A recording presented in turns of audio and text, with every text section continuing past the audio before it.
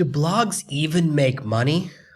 Find out on today's episode of Serve No Master. Today's episode is brought to you by FreshBooks, the accounting software built for small businesses. When you're starting a small business, tracking your money is the most important step. FreshBooks is there to help you from day one so that your business never falters. To find out how FreshBooks can help your business grow, go to servenomaster.com/FreshBooks now. Are you tired of dealing with your boss? Do you feel underpaid and underappreciated? If you want to make it online, fire your boss and start living your retirement dreams now, then you've come to the right place. Welcome to Serve No Master Podcast, where you'll learn how to open new revenue streams and make money while you sleep. Presented live from a tropical island in the South Pacific by best-selling author Jonathan Green. Now, here's your host. My online story actually begins more than 10 years ago when I was living in the nation of Japan, working as a high school English teacher. At the time, there was a little blog that was shared by all of the foreign English teachers in the prefecture, and I lived in a very small area with less than 150 foreigners, very small number of people who spoke English in the entire area. Every day, one of the other teachers would write a blog post every few days, and on average, the blog post would get about 10 reads a day. No one was interested in it, no one was reading, it was very boring. And after a year and a half of people asking me to share one of my adventures, I finally did. I wrote about one of my craziest adventures. Some weird things happened when I went out at night drinking, the type of things you write about when you're a young guy in your 20s and you're having crazy adventures in another country and no one speaks your language and the real experiences. I wrote a very raw story, a very real story about my experience. Instead of just a story like, Japan's so amazing, the teachers are so wonderful, everyone here is so friendly. Instead of like a fake story, because who wants to hear that? I wrote about my real life, my real experiences, my real friendships. I wrote something very real, and that blog post received over 1,000 views in one day. It's the most popular blog post ever written for that tiny, tiny little blog. And after 2 days, they deleted my post. They decided it was too controversial. They said, we don't want an interesting blog. This is not a blog that was owned by the prefecture, it wasn't owned by a school. It was just something put together by a bunch of other individuals. And they decided that my post was too controversial. They decided to silence me. This was my first experience with someone wanting to delete my voice. And I said, I don't understand. You told me to write a post. You asked me many, many times. I wrote you something very real that's 100% true. And it's the most popular thing ever written. You're actually getting traffic for the first time ever. And they explained to me that none of that matters to them. And this is an important experience because I learned that not everybody is interested in success. Not everybody's in business for the same reasons. Lots of people have blogs that they don't want anyone to read. Most people, probably 90% of people have blogs that way. And that's unfortunate. We'll talk about more and more about that in a minute, about figuring out the purpose of your blog determines your results. They didn't want my voice. I immediately went out and set up my very first blog under my own name on Blogger. It was a very long time ago, long before Google bought and ruined the platform. I set up a little blog and rewrote my 2 stories that had been deleted. I actually wrote a story and a follow-up story, and they ended up deleting them both. I didn't really tell anyone about my blog. And at the time, it was called Smell My Blog. I thought that was very funny and very witty. I wrote 4 or 5 posts while I was living in Japan, and then I got bored of it. I just wanted my story to be out there. I was very hurt that my story had been deleted. It was very painful for me to have someone say, your voice doesn't matter to us. We don't care what you have to say. We've decided to delete it. And that was my first taste of really not wanting people to have power over me or my business. And this is why when you start out your first blog, you don't want it to be on someone else's platform. If you have myblog.wordpress.com or a blog on Blogger, those platforms can decide they want to silence your voice. And this is something people are experiencing a lot on Twitter right now. People build up a following on Twitter or Facebook, discover that Facebook doesn't like what they have to say, and they delete everything. Or Twitter doesn't like what they have to say, and they delete their entire account. When you give someone else power over your business, they can decide to eliminate you if they feel like it. That's an amazing amount of power to give someone else, and it's something to think about as you start building your business, building your presence online. I started this blog, Smell My Blog, and then I left Japan, ended up moving away a few months later. I think that's why I was so comfortable telling a really honest story. I knew I was moving away. My 2 years there was up. I moved back to America for a little while, for about 6 weeks, and then I was living in England. I moved to London, where many of my greatest stories happen, and I started a blog about my life there. I used the same platform I was using, Smell My Blog, and I started writing about my dating life. I wrote about my struggles, meeting anyone, talking to anyone, connecting with people, how lonely I felt, how I wanted to figure out how to actually connect with someone. And that journey is actually amazing because that journey from that moment on my blog led me to now, where I'm in an amazing relationship. I have 2 amazing kids. Everything I could ever want as far as a long-term relationship, as far as the destiny of my life has come together. But it all started out with me anonymously writing on the internet about my dating experiences. And somehow that blog became very popular. I didn't understand SEO or paid traffic or anything. I was just writing stories about what happened to me. And I made sure I never used anyone's real names. The stories weren't really about the girls either. The stories were about me. I would write about how I feel, about my experiences. I never used anyone's name or anything like that. It was very much what it felt like to walk up to a girl in a bar, try to talk to her and have her reject me. That's about 90% of the stories that were on that blog. Eventually, that blog became something more. It became popular. I don't know how people were finding it, but it started getting 1 view a day. I go, wow, 30 people a month are reading what I have to say. That's amazing. And then it went up to 100. And then it became one of the most popular dating blogs in the world for a little while. It was #1 on Google for Get a Girlfriend. People were interested in my story and my journey and my efforts to find a girlfriend, to find true love. It became very popular. And that turned into the opportunity for me to write my first book for women, my book, Girl Gets Ring, which is still my most popular book to date. Sold almost 100,000 copies, and it's sold almost 100,000 copies, and it's helped tens of thousands of women move their relationships forward, find amazing boyfriends, turn their boyfriends into fiancés, and get married. It's a project I'm very proud of. And I tell that story extensively in my book, but the beginning is something I haven't shared before, the start in Japan. I started a blog because I wanted my voice to be heard. My first experience of working with someone else was to have them silence me, and it really hurt my feelings.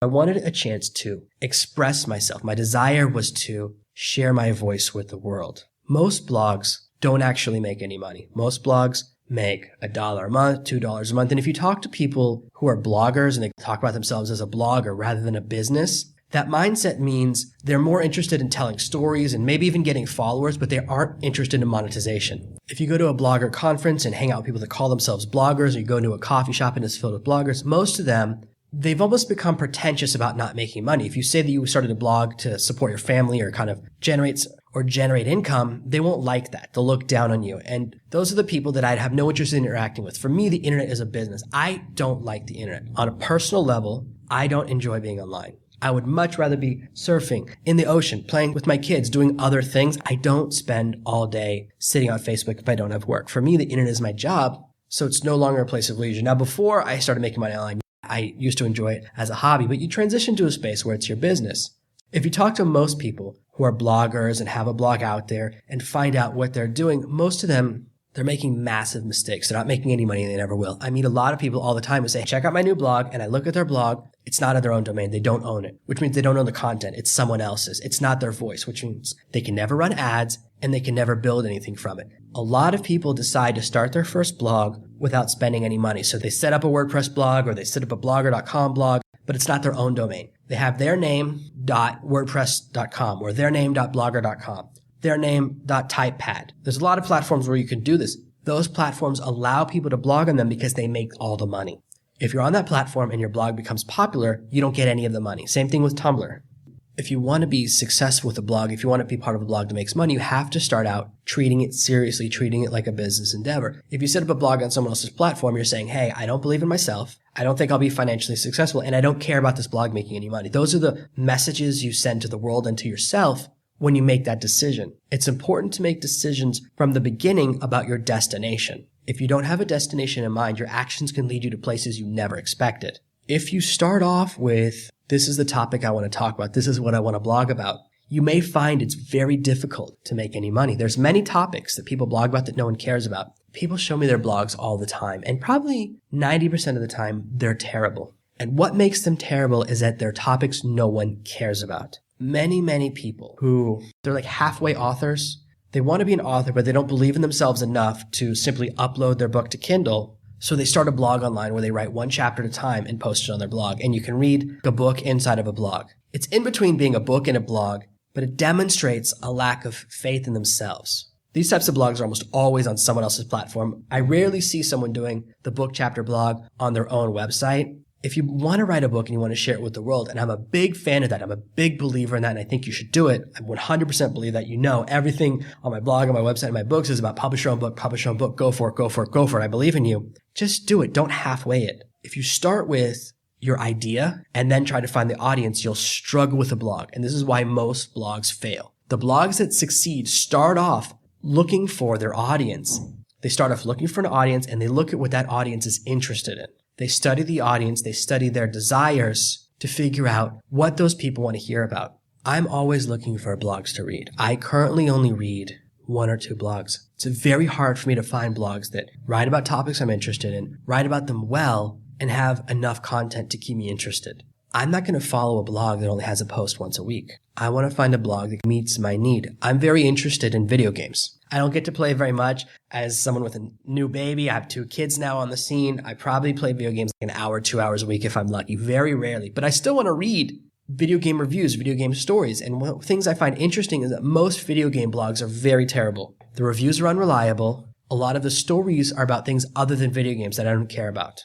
They don't write about video games. That's all I care about. As someone who wants to hear the story, I want to know what video games are coming new. Are there price deals coming up? Give me a review of this game. Unfortunately, as has come to light recently, most video game blogs take a lot of money from video game companies for fake reviews. So they're unreliable. People have tried to jump into that market recently and start new video game blogs, but they don't pay attention to what anyone wants. They start these blogs wanting to write to the video game audience, but they start writing about what they care about rather than what people want to hear about. They're focused on the wrong message, and that's why I don't read any of those blogs. I don't care about someone else's experience. I don't care about a lot of different video game blog post types. I only care about one type of content, and no sites right now provide that for me, unfortunately. The site I used to like, I discovered they were writing fake reviews. They were giving 10-star reviews to games that came out and were broken. They broke trust with me. It's the same reason, actually, that I don't read Rolling Stone. About 10 years ago, I had an issue of Rolling Stone. I was reading it, and they gave this new album a really high review. And everyone knew the album was terrible. And I realized, oh my gosh, they're giving it a really good review because they're dishonest. It broke my trust with them. It broke my relationship with that magazine. And most magazines do this. Most places do this. They don't want to upset a sponsor. If you're the right person, you can manipulate reviews. And this is why more and more people now turn to Metacritic and aggregators that take all of the reviews on the internet, collect them together to show you what people think as a whole. It's very interesting. On Metacritic, you can look. Video games is where it's the most clear, the most audacious. You'll see a video game has an average review from all commercial reviewers of 9 out of 10. And then all reviews combined of everyone who plays the game, a 5, 6, or 7 out of 10. There's often a 10, 20, or 30% disparity between what reviewers say and what gamers say. And that's very telling, and it shows me most of the people who write video game reviews are lying. They're not in touch with their audience. There's an opportunity in that market. People keep trying to jump in, but they don't understand that nothing is more important to me than honest video game reviews, and they're very hard to find, unfortunately. When you're looking for your market, you have to find the audience first, and you want to find an audience that can sustain you.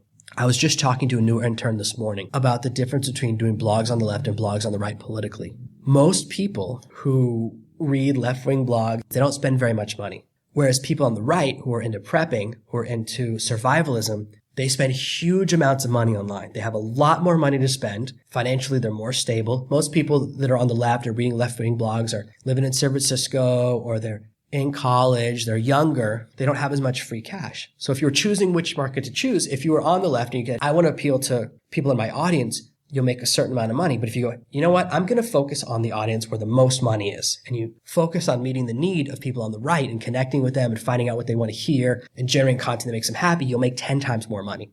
Now, I'm not asking you to sell out your political beliefs. I'm just giving a simple example. If you don't find your audience first, if you start writing about whatever you want to write about and then look for your audience, you will probably fail. This is why 90% of bloggers fail, and it's why 90% of bloggers make no money, even if they do everything else right. They have massive amounts of content, they have great pictures, they do all of those other technical elements right. With no audience, it doesn't matter. If you have an amazing store but no customers, you will make no money. You have to have customers and the amazing store combined. Most bloggers start up with the mindset of, I just want to talk about whatever I want to talk about. That's their first mindset mistake. They aren't interested in commercialization. It's very hard to start a project that has no financial goals and then turn it into a financial project. That's a hard transition. Most people fail at it. It's very, very difficult to do. Much easier to start off focusing on the financial goal from the beginning. The second problem is that most people simply give up too fast. They don't put in enough effort because they don't think it's a business, which means they don't write very many blog posts. They don't post very frequently, and then they give up too soon. A lot of blog posts, same thing with podcasts as well. People put up episodes or podcasts or blog posts for 6 months, 3 months, a year, and then they just stop. They don't have what it takes to go the distance. Quitting early is the number one cause of financial ruin. People give up way too soon, especially because writing a blog doesn't cost any money. It's not a financially painful proposition. Now, if you're writing a blog that no one cares about and you've chosen a bad topic, maybe you need to start over, move in another direction. That's true. But oftentimes, it's the giving up too early that destroys people. Seth Godin calls it the dip. He writes an amazing book about how you should figure out if you should quit or not quit, how most people quit when they're 10% of the way from the goal. You get 90 yards across the football field. You got 10 yards to go, and that's when you quit. That happens to so many people, and it's unfortunate. To succeed with blogging, you have to start off by developing a financial strategy. With any idea, question number 1 is there an audience? Question number 2 is, how are you going to make money? The easiest way to make money is to have ads on your blog. If you have an entertainment blog or a video game blog, maybe have affiliate links, which is a link where you send someone to a video game you recommend and you get a commission from the store for telling them to buy it from their store, not somewhere else. You can have Google AdWords, which automatically generate ads all over your website, and people click on them and you get a few pennies here and there. You can also sell your own products. Most of what I sell on my blog is products I created myself, advanced trainings that build on top of what we talk about on these special podcast episodes, what I talk about on the blog, what I talk about in my book. I'm always trying to create as much content as possible for you. If you look at my monetization strategy, it's mostly built around a little bit of affiliate stuff, but mostly about sharing my own products and sharing my advanced courses to really help you develop your business. Without a monetization strategy, you won't make any money. If you don't have an idea for how you want to make money, you're never going to make any, which completely makes sense. You also need to have a strategy for your audience. How will the audience actually find you? You know who you want to reach. You know the type of people you want to connect with. How are they going to find you? Are they going to find you through Google searches? Are they going to find you through paid traffic? Are they going to find you through social media? Are they going to find you because you write guest posts on other blogs or you do guest appearances on other podcasts? If you have the first few steps dialed in, you have amazing content that your audience would actually love, but you don't make any effort to find your audience, you're depending on luck, you'll really struggle. I was talking to a friend last night who's very, very successful in direct marketing. We do a lot of projects together, and he said he wanted to release a new book about his story, very similar to my book, actually. He saw my book, he was reading it last night, got inspired, and said, I want to write something similar, put out a story about how to become successful online like I did. And I said, that sounds amazing. He started asking me about the process of becoming successful on Amazon, how I launch a book, my strategy, and he was so surprised at how technical it is.